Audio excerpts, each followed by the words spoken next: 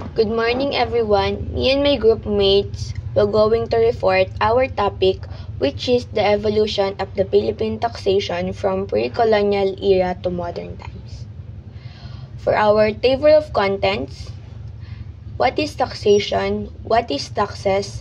Taxation in Spanish Philippines, taxation under the American, taxation during the Commonwealth period, fiscal policy, the train law, and the salient feature of the train law. But first, let us know what is taxation. Taxation is the process by which a sovereign state, independent state, through its law-making body, the legislature, imposes burdens upon subjects and objects with its jurisdiction for purpose of raising revenues to carry out the legitimate object of the government. Second is what is taxes. Taxes, on the other hand, are the enforced proportional contribution or changes from persons and property levied by the law-making body of the state by virtue of its sovereignty for the support of the government and all public needs. So, alamin natin ang pagkakaiba ng taxation at taxes. Ang taxation ay tumutukoy sa proseso kung saan ang pamahalaan ay nangangalap o kumukuha ng kita mula sa mga mamamayan at sa mga bagay sa loob ng pamahalaan. Ito ay konsepto na naglalarawan kung paano nakukuha ng pamahalaan ang pondo na kailangan nito para sa pagpapatakbo ng mga serbisyong pampubliko. Samantala, ang taxes naman ay tumutukoy sa mga partikular na halaga ng pera na binabayaran ng mga mamamayan at mga negosyante sa pamahalaan. According to my research din ay ito daw ay sapilitang kinukuha o responsibilidad sa mga ari-arian at negosyo ng mga tao. At yung taxes ay ginagamit pampasweldo sa mga government officials, para sa mga edukasyon ng estudyante, at sa mga pampagawa ng istruktura. At idagdag na din dito yung sa mga kalusugan ng mga tao. So, pumunta naman tayo sa taxation in Spanish Philippines. Pinaniniwalaan na ang pag-unlad ng sistema ng pagbubuwis sa Pilipinas sa ilalim ng pananakop ng Espanyol ay nagpapakita na isang malinaw na pagbabago mula sa nakagawian hanggang sa nasanay na sa bagong impluwensya ng mga Espanyol sa Pilipinas. Pre-colonial era, own system of tributes. Noong pre-colonial era or bago dumating ang mga Espanyol, ang mga katutubong Pilipino daw ay may sariling sistema ng tributo o mas kilala bilang buwis o handog. Ito daw ay ginagamit upang suportahan ang kanilang mga pinuno at naging kasunduan kung saan ang mga mamamayan ay nagbibigay ng kontribusyon kapalit ng proteksyon na pangangalaga mula sa kanilang pinuno. Spanish colonial era, tribute or tributo na naging sedula persona hanggang sa naging urban tax. Sa panahon naman ng pananakop ng Espanyol, dumating ang Espanyol at pinakilala nila ang tributo, isang buwis na pinapataw sa bawat Pilipino na naging pangunahing pinagkukunan ng kita ng mga Espanyol. Bukod sa tributo, ay nagpatupad din sila ng isa pang buwis tulad ng sedula persona or buwis sa pagkakilanlan at urban tax na buwis sa mga lugar sa urban. Challenge of revenue collection, reduction system. Sa hamon naman ng pangalap ng kita, ang kalat-kalat na kalagayan ng mga pamayanan sa Pilipinas ay naging isang hamon sa mga Espanyol sa pangongolekta ng buwis. Upang malutas daw ito, ipinakilala nila ang reduction system na kung saan pinagsama-sama ang mga katutubong pamayanan at nilika ang mga pueblos or mga bayan. Sa pamamagitan nito, na italaga ang lupa ng mga Pilipino at mas madaling makontrol ng mga Espanyol ang pangongolekta ng buwis. Ang kalakalan ng mga Manila-Acapulco or Manila-Acapulco trade. Ang mga ruta ng kalakalan na itinatag sa pamamagitan ng mga galyon ay nakatulong sa mga Espanyol na mapanatili ang kontrol sa Pilipinas at pinatibay ang kanilang kapangyarihan sa ekonomiya. Ang kalakalan na ito daw ay nagdulot ng malaking kita para sa mga Espanyol na nagmula sa pagbebenta ng mga produksyong Pilipino sa Mexico at sa iba pang bahagi ng mundo. At ang replacement of tributo. Sa pagpapalit naman ng tributo noong 1884 ay ang tributo ay naging sedula personal, isang buwis na kinokolekta sa pamamagitan ng isang sertipiko sa pagkakilanlan. Iba man ang pangalan, ang layunin ng buwis na ito ay pareho rin, upang mangolekta ng kita para sa pangangasiwa ng kolonyal na Espanyol. Ipinataw ng mga Espanyol ay nagdulot ng malaking pasanin sa mga Pilipino at nag-ambag sa paghihirap at pansasamantala ng mga mamamayan. At doon na natapos ang taxation in Spanish Philippines. Dumako naman tayo sa taxation under the American. The American administration in the Philippines aimed to make the economy self-sufficient by running the government with the smallest possible sum of revenue and creating a surplus in budget. Nung makuha ng mga Amerikano or Estados Unidos ang Pilipinas mula sa Espanya, nagsimula ang isang bagong yugto ng kasaysayan sa pagbubuwis sa bansa. Ang pangunahing layunin ng Amerikanong ito ay pangangasiwa ay gawing self-sufficient ang ekonomiya sa Pilipinas sa pamamagitan ng pagpapatakbo ng pamahalaan gamit ang pinakamaliit na halaga ng kita at paglikha ng surplus sa budget. American approach to taxation. Ang pananaw ng mga Amerikano sa taxation ay itinuturing daw nila na lipas natin di napatas ang sistema ng pagbubuwis ng mga Espanyol. Nais nilang lumikha ng isang mahusay at pantay na sistema ng pagbubuwis. Kaya naman, pinatupad nila ang buwis sa lupa or land tax.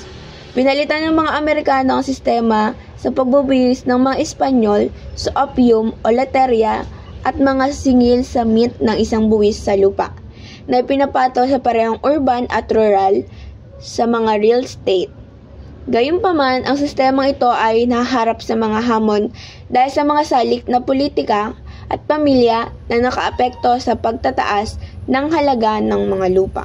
Internal Revenue Law of 1904. Pinakilala ng batas na ito ang isang bagong sistema ng pagbubuwis na may mga 10 pangunahing pinagkukunan ng kita.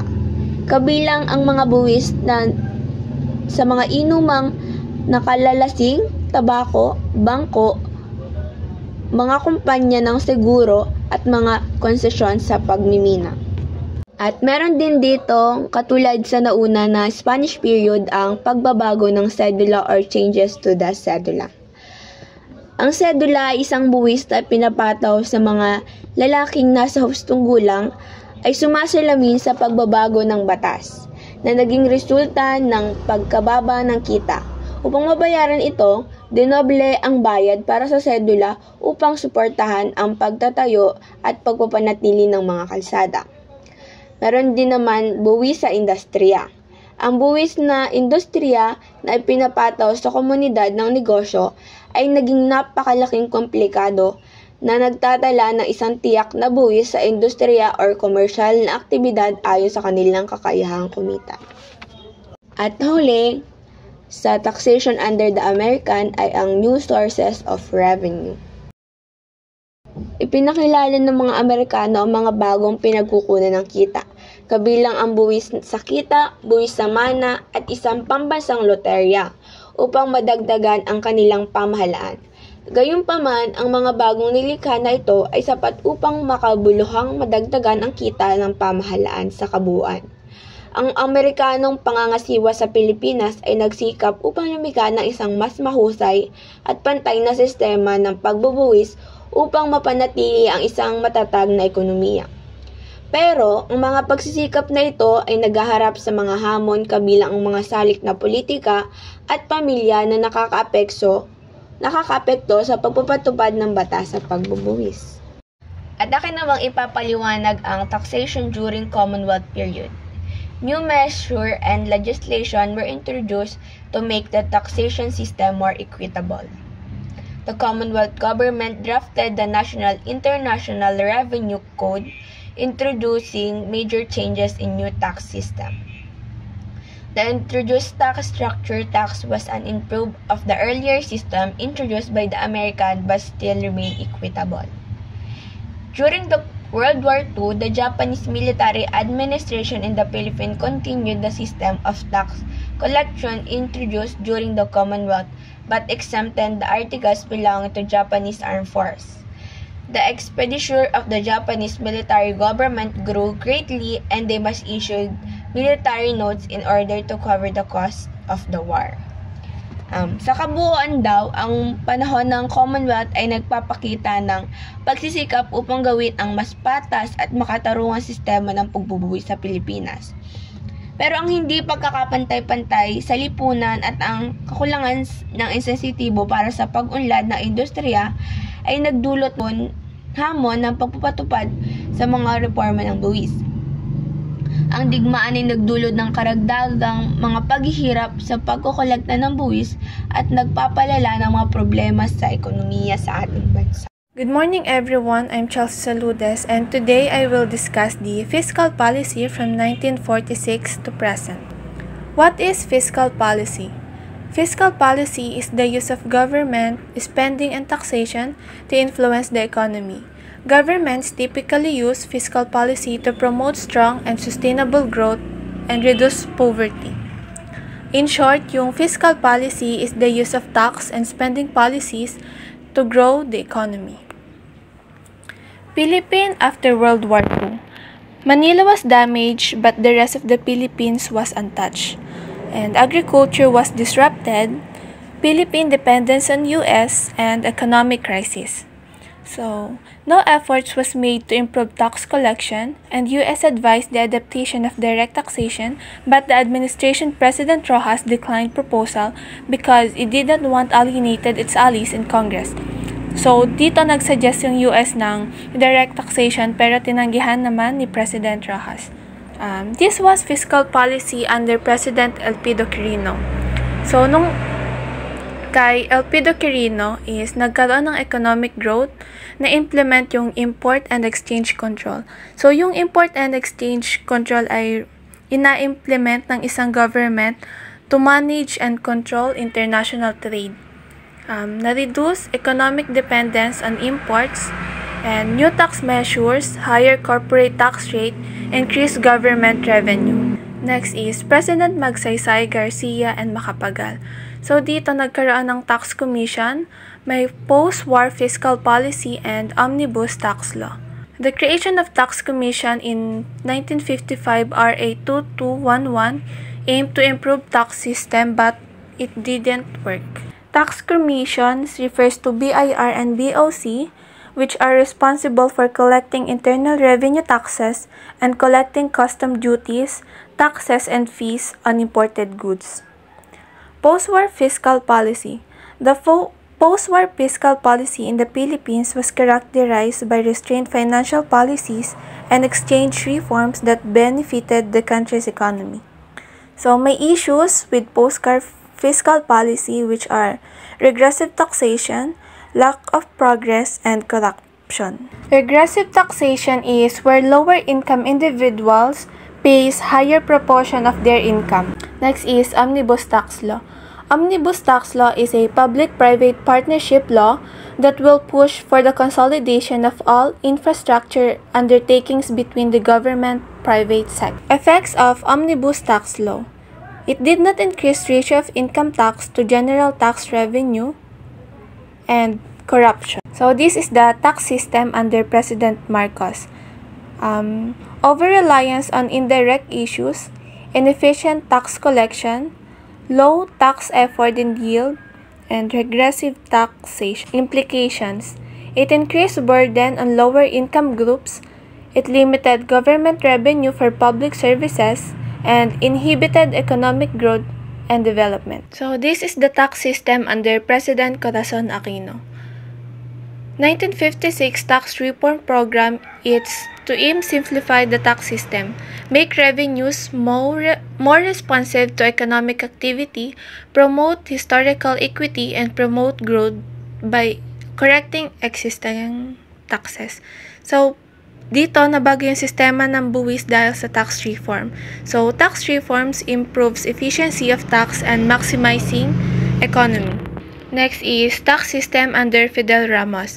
The administration ventured into its own tax reform program in 1997 through the Comprehensive Tax Reform Program.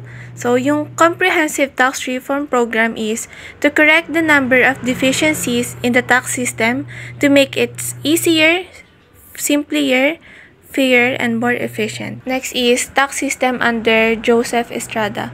So, dito is walang nangyari because his term was too short to constitute any changes in tax system. Next is tax system under Gloria Arroyo. She undertook increased government spending without adjusting tax on collections. This resulted in large deficits from 2002 to 2004. Expanded value-added tax aimed to increase revenue, simplify tax compliance, and promote economic growth. Tax system under Benigno Aquino III. The administration ventured into the adjustment of excise tax on liquor and cigarettes. So, dito is nagkaroon ng sin tax reform. The goal of sin tax reform is to increase revenue, reduce tobacco and alcohol consumption. So, it helps finance the universal health care program of the government and simplify the current excise tax system on alcohol and tobacco products. Next is Rodrigo Duterte. It promised tax reform, particularly in income taxes, as it is vowed to lower income tax rate shouldered by working Filipinos. The administration of Rodrigo Duterte pursued an expansionary fiscal policy, increasing the planned deficit from 2% to 3% of GDP to finance ambitious infrastructure and social services programs. Overall, Duterte's fiscal policy aimed to promote economic growth and development. Last is Ferdinand Marcos Jr. The administration focused on achieving prudent fiscal management and bureaucratic efficiency. The goal of fiscal policy under President Bongbong Marcos is to focus on economic growth, mabawasan yung inflation, and increase investment in public infrastructure and social services. Tax Reform for Acceleration and Inclusion Train Law. This discusses the Train Reform for Acceleration and Inclusion Train Law, the first package of comprehensive tax reform program in the Philippines. The goal of Train is to create a more just, simple, and effective tax system. These goals requires sustained economic growth, targeted investments, and comprehensive reforms across various sectors. The Train Law aims to contribute to this growth through various measures. The first is lowering personal income tax. Second is simplifying estate and donor tax. Third is expanding the value-added tax base.